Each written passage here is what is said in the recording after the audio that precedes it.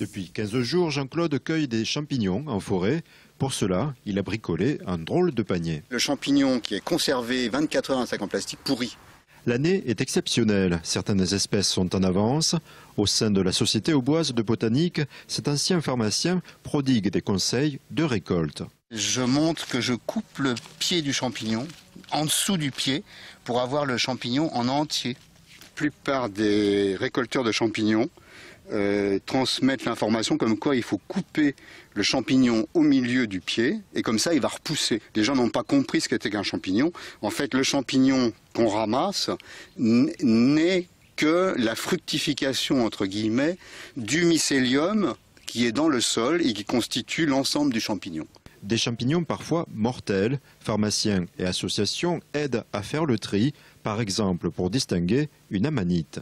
On la reconnaît parce qu'elle a une odeur de pomme de terre crue. C'est très particulier.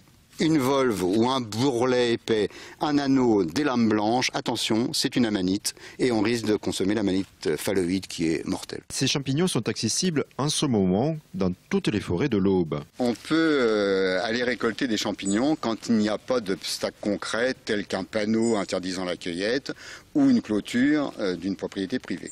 C'est une tolérance en respectant la législation, 2 kilos par jour et par personne, et en utilisant comme outil que le couteau, qui est toléré. On a le droit de vendre sa récolte, mais elle est réglementée par un arrêté préfectoral qui donne une liste des champignons que l'on peut vendre et qui ne comporte dans l'Aube que 8 espèces. Si les règlements existent, cet amoureux de la nature constate un manque de respect flagrant et croissant des forêts. C'est souvent de la négligence. C'est plus facile de jeter que d'emporter.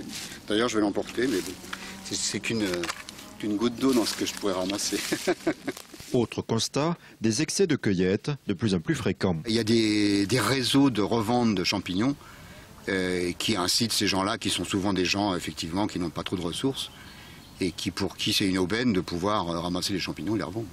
D'après Jean-Claude, la tolérance n'est plus de mise au vu du rôle crucial des champignons. Sans les champignons et les bactéries, il y aurait 2 mètres de déchets et la forêt s'étoufferait. Jean-Claude, lui, repart avec quelques spécimens seulement, juste pour le plaisir de les observer et déguster après une belle balade.